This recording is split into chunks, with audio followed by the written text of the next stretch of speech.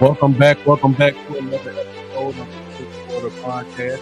I'm your host, Marcus Jones, the Bluff City Cowboy, coming to you live from Memphis, Tennessee, and welcome you guys to our pregame show for the Week 18 matchup against the Washington Commanders. We haven't done one of these in quite a while, so thank you guys for joining us for today's episode. Thank you, Jack Meek. Appreciate you tuning in as always. You've been a long-time supporter and definitely appreciate all that you do to continue to grow Bluff City Cowboys in their podcasting journey. So I see the views are going up pretty quick. I see I got my guy Jeff in here, also a long-time viewer. Thank you, Jeff, all you've done to help support me over the past, on camera and off camera. Views are going up pretty quick. So before we get started, got a little bit of house cleaning to do. So for everybody that's watching right now, I ask that you hit that like button wherever you're watching from. And also, if you haven't done so already, join the DC4L Facebook group. Got a lot of great stuff going on in there. A lot of great dialogue, giveaways, prizes, and just overall a great avenue to truly and openly speak about your Dallas Cowboys. And also, DC4L just started a YouTube group.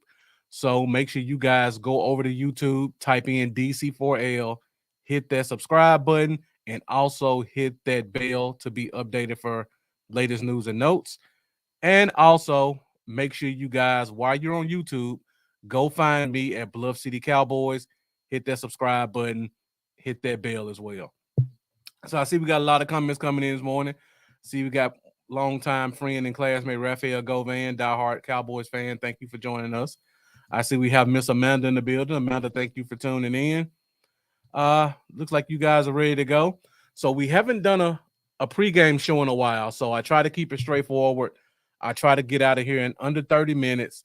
So I'm going to hit you guys with some of the high points that you can expect for this week's game. I'm going to get your opinion on some of the game predictions. We'll do bold predictions. And then since it's week 18, I know a lot of you guys don't have fantasy championships, but for the ones that do, I'm going to give you a couple of fantasy favorites that you can go and find on your bench or in the waiver wire to help you win your fantasy league championship. All right, guys. So we'll get right into it and we'll start the show off with the injury report from this week's game. Ours is going to be pretty short, and the other team looks like it's a mass unit. So let's go ahead and check out the injury report for this week. We'll start off with the Washington Commanders. As you can see, they have a full house. And all these guys listed are on the defensive side, which bodes very well for our offense. So I'll just go left to right, let you guys know who these guys are and what they're being out, what type of impact them being out will have on this week's matchup. So we'll start off with the first player that you see on the far left, and that player is Cameron Curl, their starting safety. Next to him, you have longtime veteran cornerback Kendall Fuller. You guys have seen him forever. He's been all over the league, one of the premier inside-outside cornerbacks in NFL. And then also next to him, we have Tariq Castro-Fields. Now, Kendall Fuller has been out for a couple of weeks, and Tariq Castro-Fields is a young guy who's been stepping up for him. He's also out this week. And then next to him, you'll see that there's a recurring theme because the next player is cornerback Christian Holmes. So, Fuller and Castro-Fields are both out. Christian Holmes is another young guy who's been stepping up and playing some major snaps for the secondary. He's also out as well. So as you guys can see, in this week's game, we're going to have a backup safety, and it looks like probably the 5th and 6th corners on their roster as their secondary. Jack Meeker, good point. So you saying CD could get 300 yards by half, 300 yards total? That's a possibility. I'm leaning more towards what Jeff says. We'll probably have our starters pulled pretty early. Thank you, Rachel Nians, for tuning in. Appreciate it. And then Jack Meeker, I was talking about the secondary, just giving you guys an idea of how depleted their secondary is going to be. And then the big guy on the end, like Jack Meeker said, they're also missing their all-pro defensive tackle, Jonathan Allen. And not only is their best defensive tackle, since they traded both of their defensive ends, Jonathan Allen has also been their best pass rusher.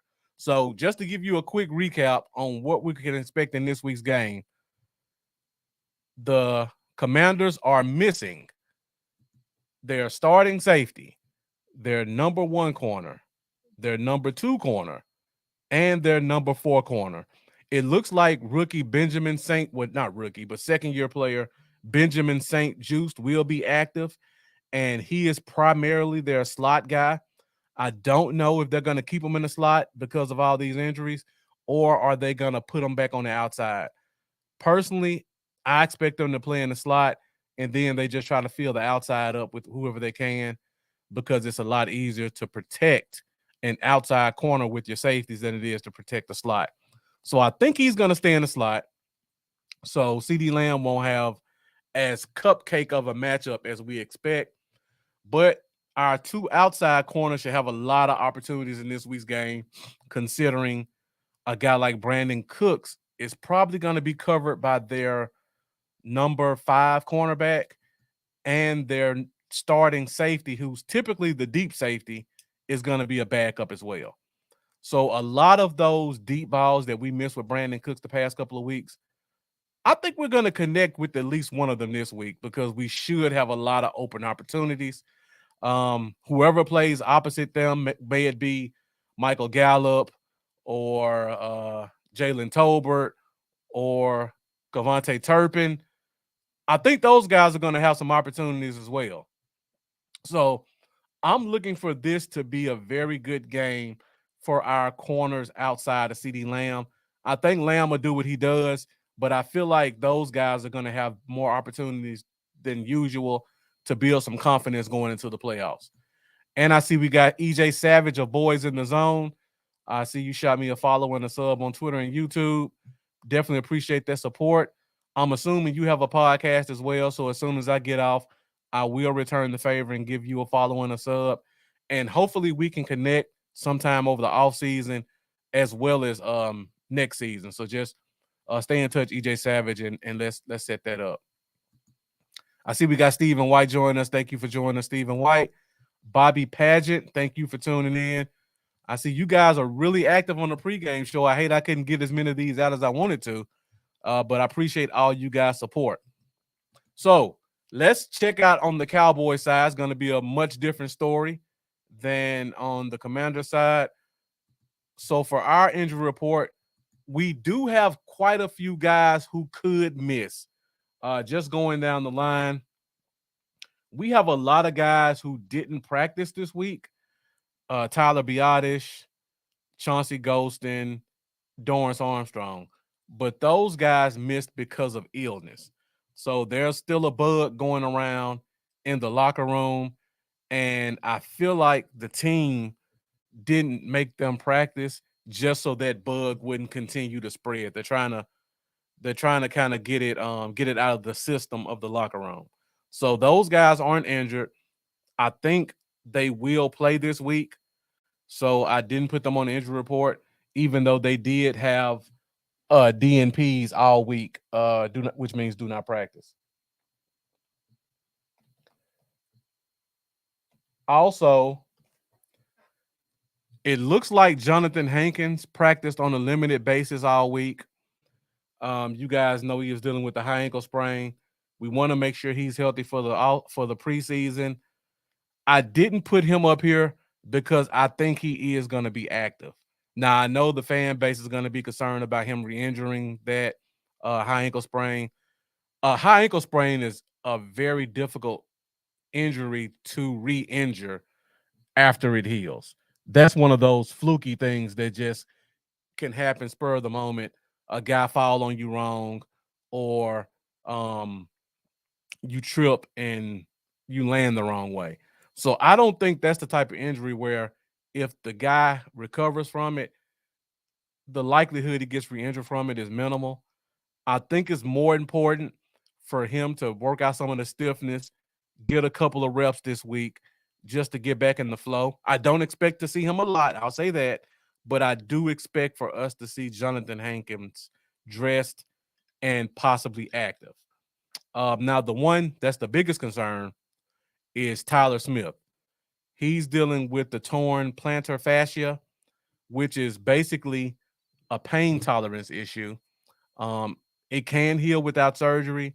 It's one of those rice situations, rest, ice, compression, elevation type deals where you just put the leg up, let it heal, deal with the pain as much as possible. He could play if he wanted to. They basically just give him a shot to help with the pain, and he can come out there and function as normal. My guess is they're gonna try to want to limit those shots as much as possible and save those for the playoffs. And just like Jeff said, we'll probably let Bass play this week and he'll be fine.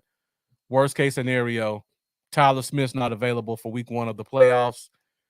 You have TJ Bass with 2 games under his belt as a starter, so you don't lose a lot of your continuity. Stephen White saying win by a point is good. 2 important game against the division rival. Don't take seriously for show.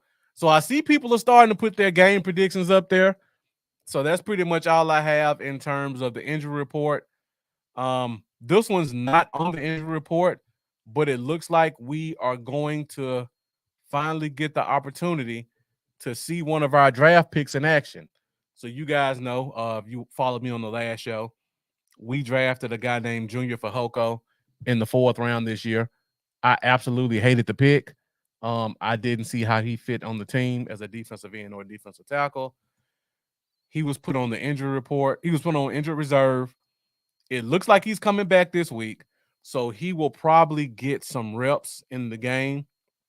In my opinion, he's more of a 3-tech defensive tackle than a 5-tech end. He's really good against the run. I will give him that. It just depends on what position they play him at. So if you're one of those diehard Cowboys fans, draft guys, make sure you guys pay close attention to Junior Fajoko on the inside to see particularly what spot he's playing in, as well as how well he's performing, and what'll probably be his first gameplay on the defense this year. So I see you guys are going back and forth quite a bit in the comments about the Commanders and Cowboys game. And Jack Meeker saying this is old Redskins, but Theismann, the hate flows hot. Definitely a lot of Commanders hate in the chat. Joe Foster, thank you for joining us. Appreciate you tuning in. So I see you guys are pretty active in the comments.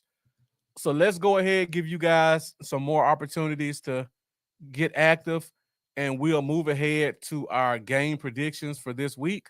But before we do that, I would like to give you guys a couple of my keys to victory. If you want to throw your keys to victory in the comments as well, feel free, and we can share them.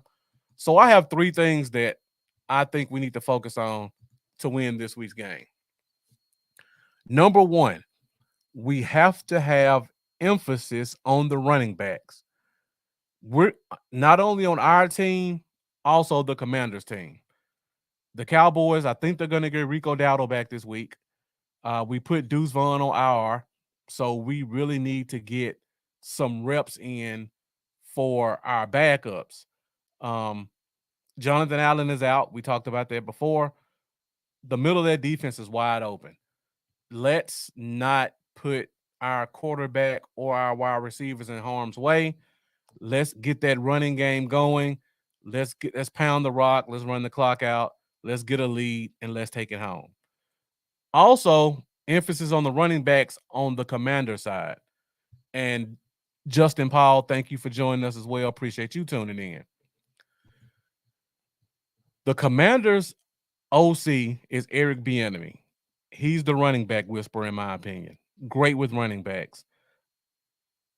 The Commanders have a ton of talented running backs: Brian Robinson, Antonio Gibson, uh, Chris Rodriguez, who's Christian Rodriguez Gonzalez. I'm sorry, Christian Gonzalez, who's a talented young player.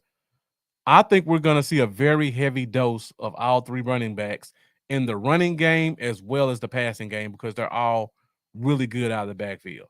So we have to make sure that we put an emphasis on watching those running backs, particularly out of the backfield on screen plays. Um, I don't think they're gonna put Sam Howell in harm's way this week because he struggled with a couple of bad games. Hector Rosario, thank you for joining us. Appreciate that. So I think they're gonna try to get him some easier throws. So I think it's going to be a lot more tight end and running back, particularly running back. Number two, pretty obvious. We're playing a depleted defense. Let's get the ball first. Let's go down and score a touchdown. Let's put the pressure on them. Start the game off fast. Give our defense the opportunity to create some turnovers, turn those into points. And like Jeff said earlier in the show, let's pack it up at halftime and let the backups take care of the rest of the game. And then my last one, this one has been hunting us quite a bit the past 4 or 5 weeks. No special teams mistakes. We cannot allow trick plays or muff punts or kicks or letting them get good field position give them any added confidence. So we need to play a nice, solid game on our special teams. Don't give them any opportunities to make big plays outside of offense and defense. That's pretty much all I got. I'll go to the comments now, see what you guys are saying. It looks like it's pretty consistent. Stephen White, penalties and turnovers. Penalties and turnovers were good. Jeff also saying limit penalties. Shane Odom, very important. Key to victory. Don't play down to our competition. This is a rivalry game. You never know what to expect. We should be the overwhelming favorites, but you never know what happens when pride in your position and also hatred of another team can come into play. And also, it sounds like this is going to be Ron Rivera's last game coaching for the Commanders. So you know he's probably going to empty out the playbook, do a bunch of trick plays, try to take some chances. He does have the nickname Riverboat Run. We'll probably see a little bit of that this week as they try to win their last game for a coach who I think the players have a lot of high respect for. So that's pretty much all my keys to victory. Jeff saying Cowboys versus Cowboys, key to victory. Definitely. I think the only way we could lose this game is if we beat ourselves, for sure. And Joe Foster, thank you for joining us, saying keep that pressure on. Do not give them any confidence. Do not give them any opportunities. They are at home. The weather's going to be cold. We can't give them any chances to build on anything this game. Let's step on their necks.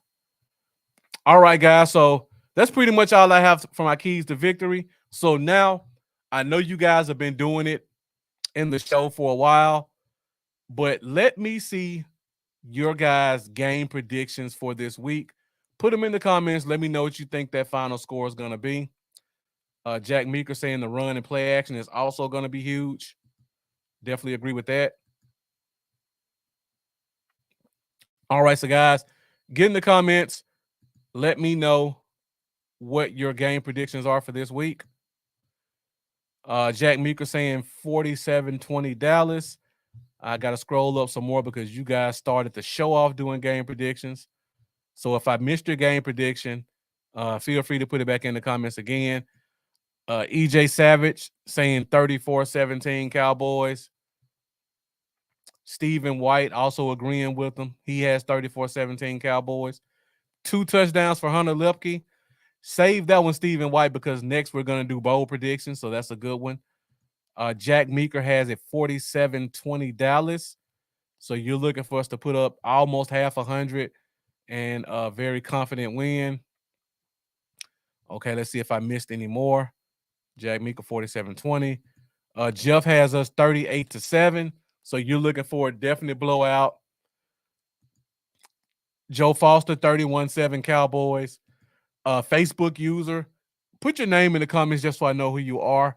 And also, the next time you log in, give Facebook permission to use your name and your picture. That's why you're showing up as Facebook user.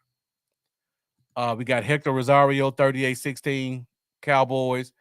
Got the Beard Gang in the building, Brian, 42-17 Dallas. Shane Odom, 24-10 Dallas. And then a Facebook user coming back again and saying it could be 38-10.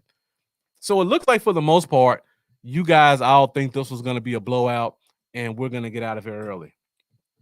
You know, I've been thinking about this one for the past 48 hours, and I'm and Raphael coming in with the highest one of all, 56-7 Dallas, just trying to embarrass them on their home field for the last game of the season, last game with their coach.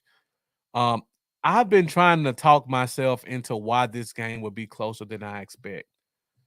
And to be honest, I can't find a reason why.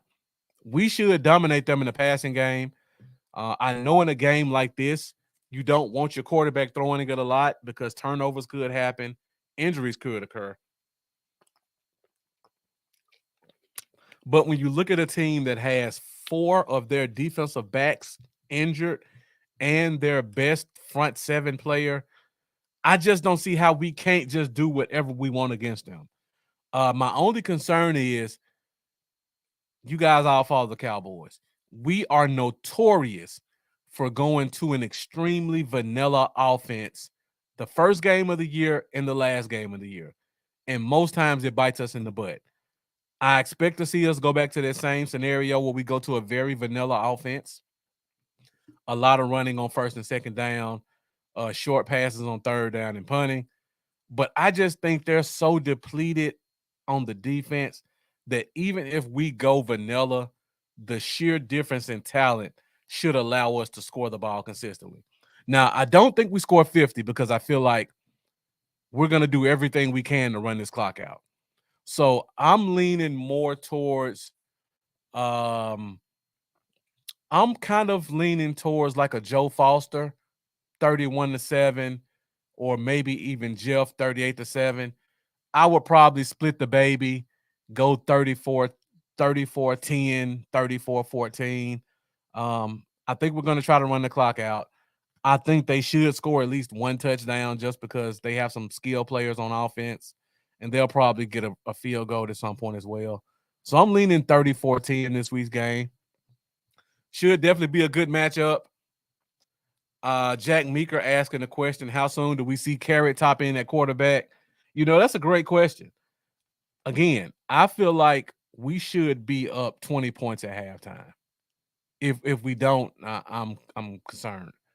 But I think after halftime, I would not be shocked to see Cooper Rush playing the rest of the game. And also, guys, be aware of this. We talked about this a few weeks ago. Don't forget, we still have Lance. We still have Trey Lance that we have not seen in a game. Let's see if he's active this week.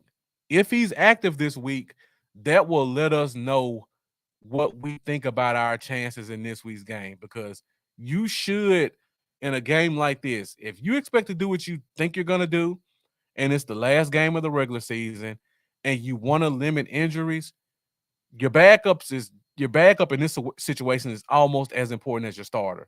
So you don't want to see either one of them get hurt. So I wouldn't be shocked to see Trey Lance be active and possibly see him get some snaps. Also, because I don't think we're going to throw the ball a lot.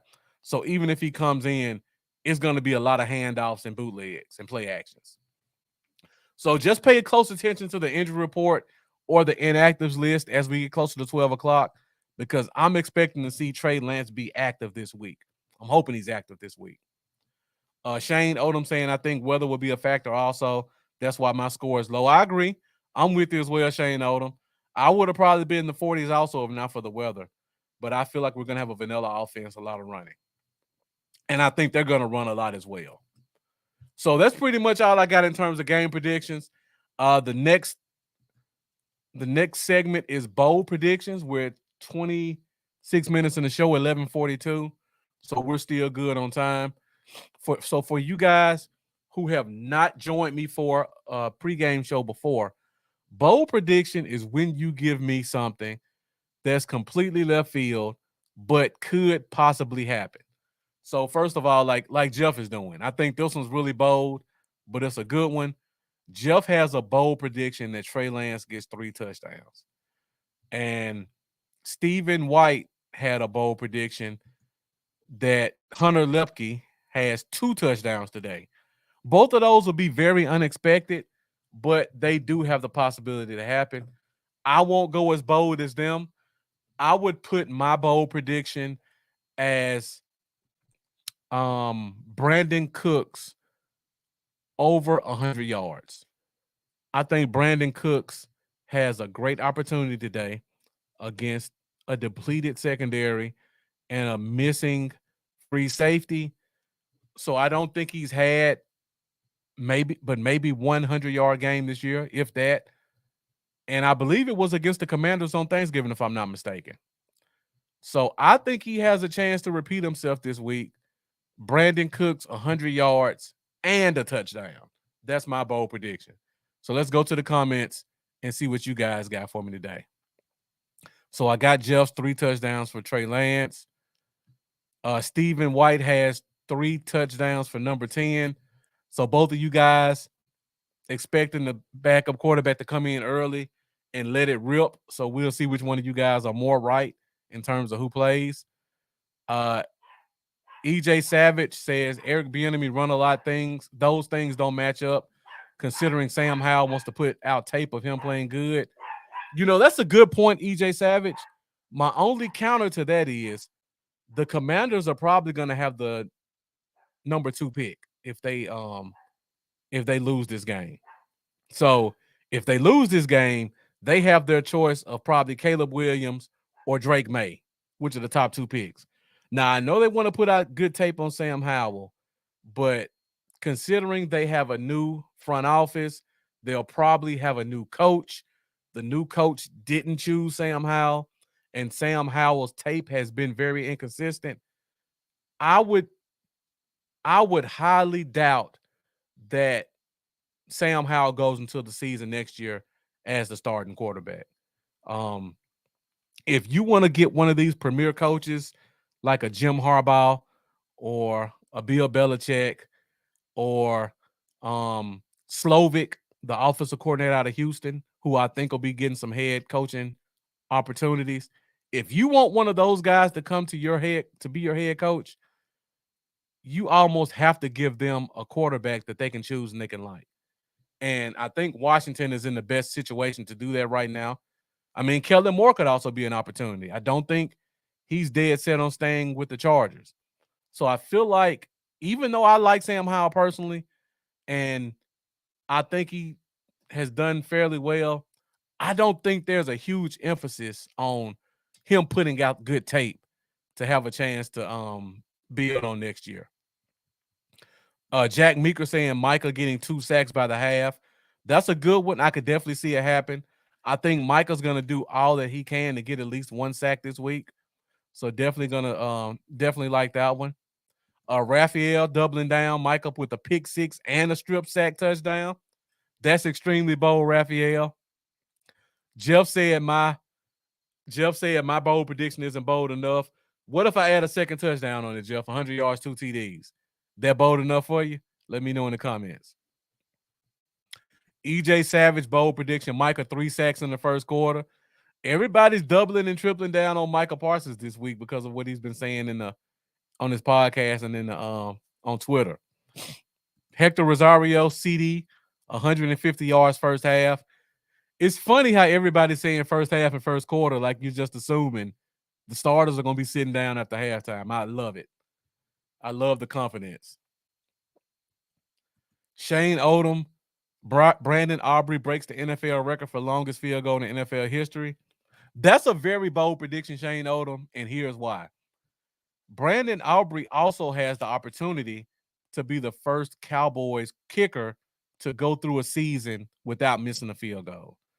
So if for him to even attempt that type of field goal would be a bold prediction, because I think that perfect season would be more important than breaking their record. So that's a good one, Shane Odom.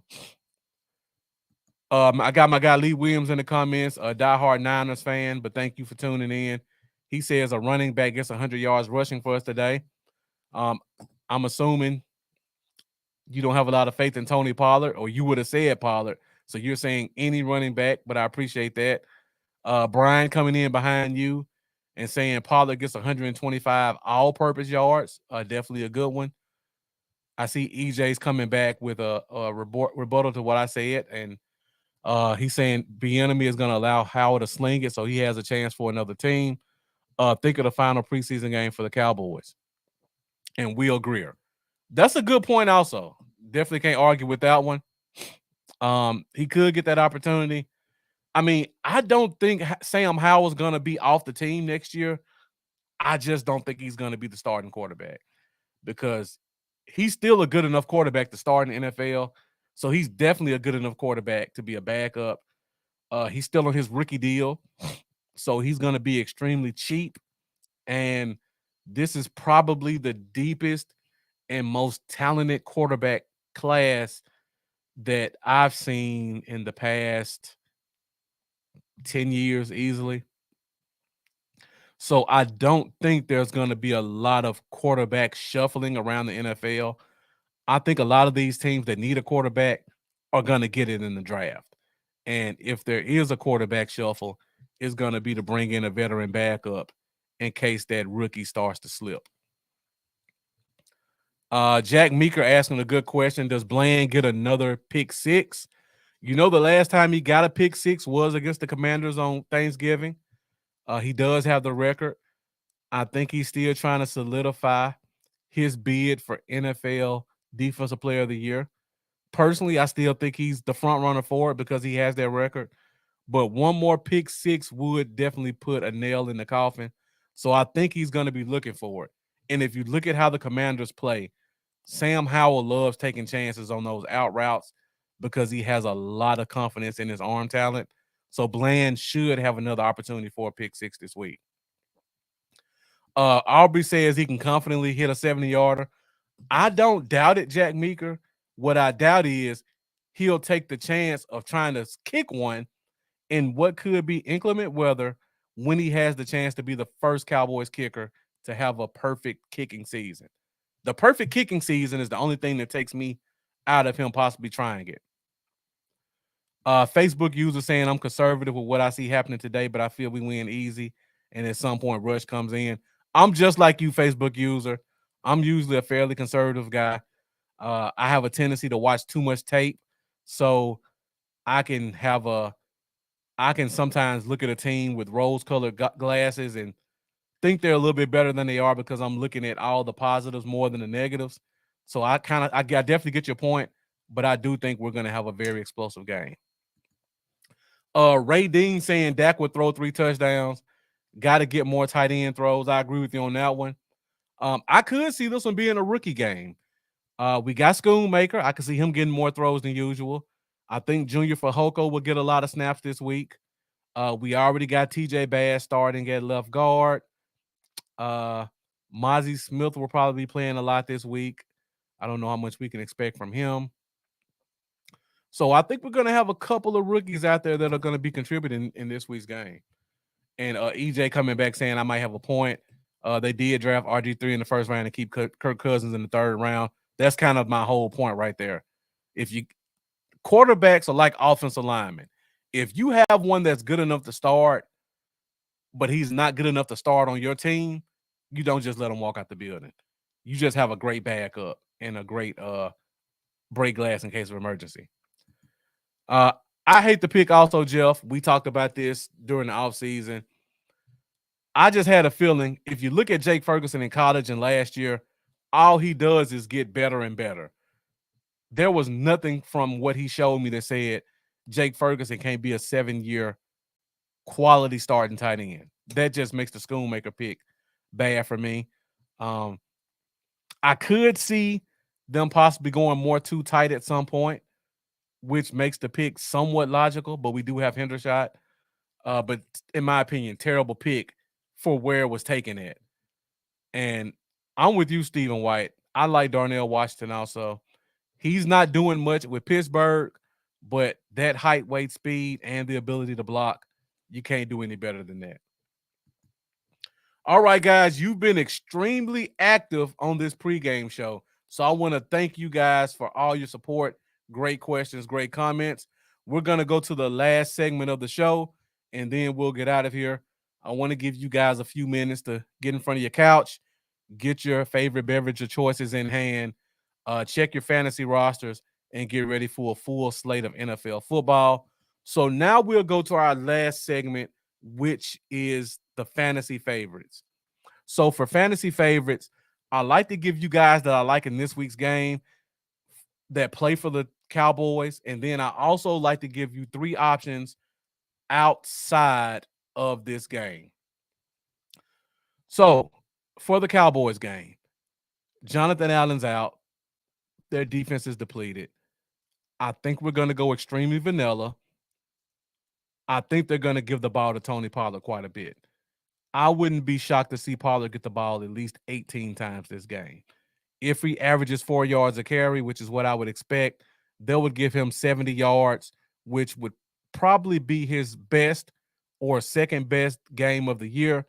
I also expect to see him get 1 or 2 catches, possibly a touchdown. So Tony Pollard is definitely a great fantasy favorite in this week's game, and I see Jeff agrees with me. Also, I think Brandon Cooks is going to be a good one. Like I said at the beginning of the show, all their secondaries out, their safeties out. Lamb may not get as many reps as we would expect him to get, so that's going to put a lot of the offensive load on Brandon Cooks. I think he's going to be able to produce for us.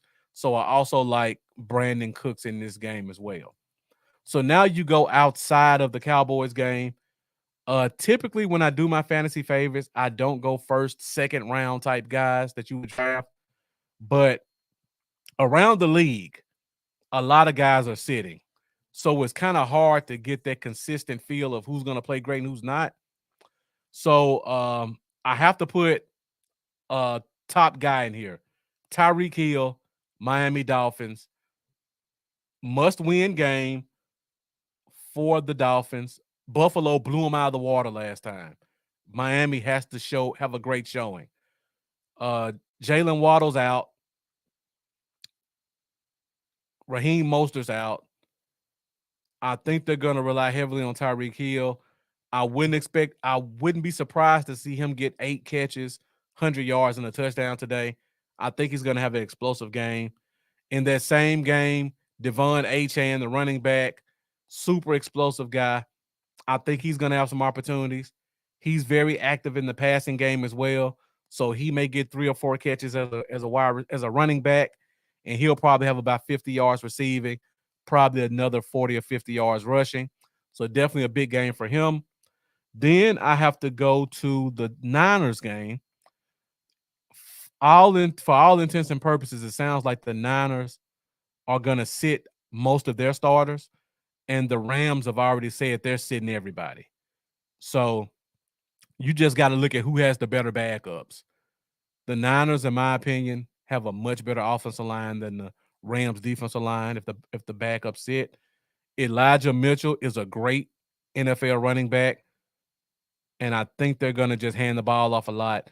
So I expect Elijah Mitchell, the running back for the Niners, to have a great game. And then I'll go another running back, Rachaad White, for the Tampa Bay Bucks. Tampa Bay is in a must-win game. They win this week. They win the division. They get the number 4 seed. They're playing the Carolina Panthers, who has a very underrated pass defense. I think Tampa Bay is going to rely on Rachaad White heavily. He's also great in the passing game. He's probably going to get you about 4 or 5 catches today, and then probably about another 60 yards rushing and a definite touchdown. So if you want to bet on touchdowns, I will put Rachaad White as the top of my list. Him, Tyreek Hill, Elijah Mitchell if you bet on touchdown props. Jack Meeker asking about Racy McMath. You will have to check to see the actives, inactives list to see if he plays, and also see if he got pulled up from the practice squad. I don't know right now. Jack Meeker asked, are we using our new running back today? My guess would probably be no. I think we're going to give Dowdle and Pollard a lot of reps to build their confidence going into the playoffs. We got a Niners fan here that says, I like Jordan Mason. Definitely another name to pay attention to. I just think of those two, Elijah Mitchell maybe used as more the bell cow and he's more explosive. But I could definitely see Jordan Mason getting some good run as well. All right, guys, that's pretty much all I got for you today. Once again, thank you guys for joining me for my pregame show. Great questions, great comments. You guys fuel the fifth quarter nation. You guys always bring it, and I definitely appreciate it. It would be very difficult for me to sit here and talk without you guys giving me your great feedback and giving me all your great knowledge about what you know about the game of football and the Cowboys. Be sure to join us this Wednesday, 8:30 Central Standard Time for the fifth quarter podcast. We have one guest coming for sure. Amanda, if you're still in the comments, let me know if I can say who that guest is going to be. It's going to be a very special guest joining us. Going to come talk some Cowboys football. I don't think he's done a podcast before, so I'm very excited that he's going to choose the fifth quarter podcast to make his Cowboys debut.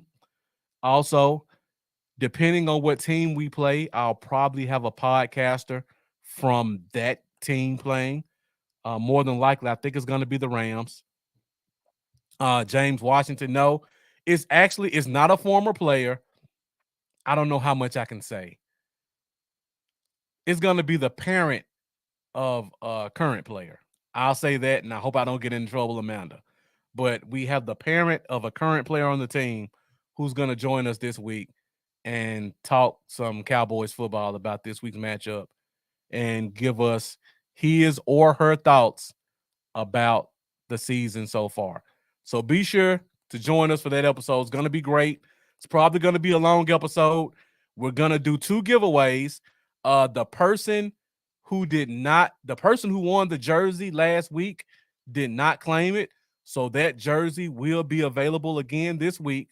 And also, we're going to try to work on getting a second jersey for this week's game as well.